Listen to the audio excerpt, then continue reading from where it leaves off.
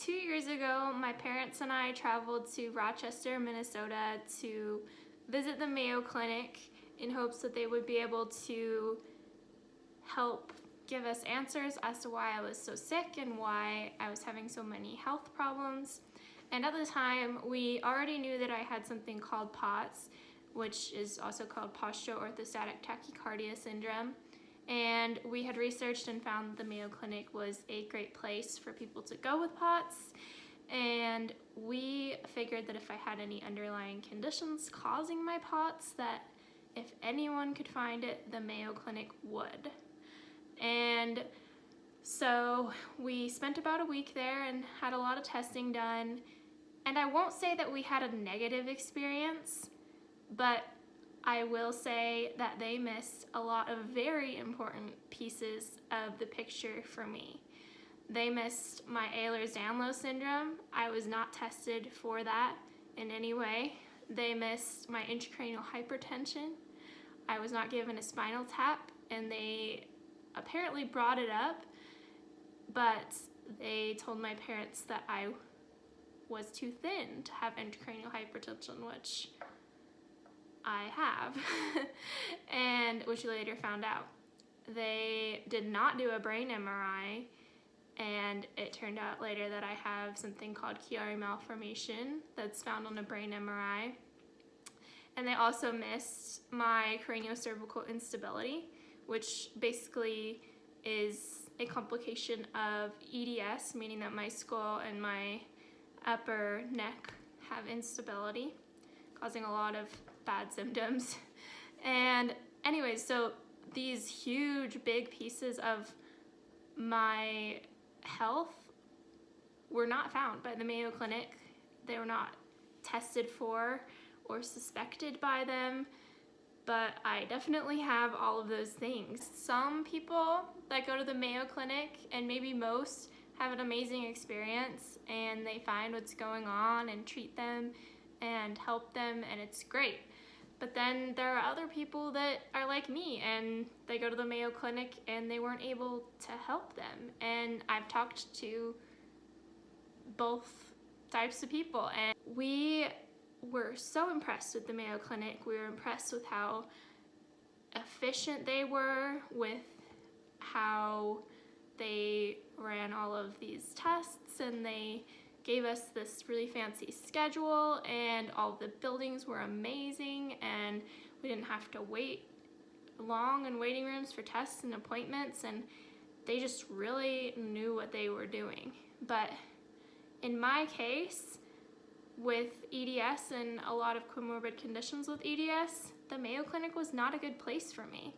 They didn't find all these other conditions that I have. My point is not to discredit the Mayo Clinic or be upset because they missed all these things in me. You know, no doctor is perfect, no hospital is perfect, and I think my family and I going into it really felt like the Mayo Clinic knew everything and there was nothing that they wouldn't test for and that they would miss, and that they were gonna leave no stone unturned. But that wasn't true. Like, that's not true for anywhere. And if you really feel like something is still going on with your health, even though your doctor is telling you you're fine, or if it's in your head, or whatever it might be, if you really feel like something is still wrong and they're not finding it, it's okay to find another doctor. It's okay to do your own research and ask for tests for certain conditions that you think you could have. And that's what I ended up having to do with all of these conditions that I was later diagnosed with.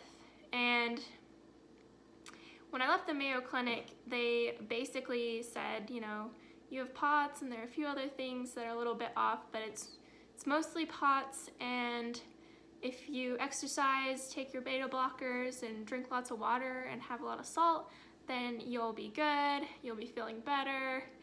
And that did not happen, and I just kept getting worse as the year went on, and I was starting to think, could the Mayo Clinic have missed anything?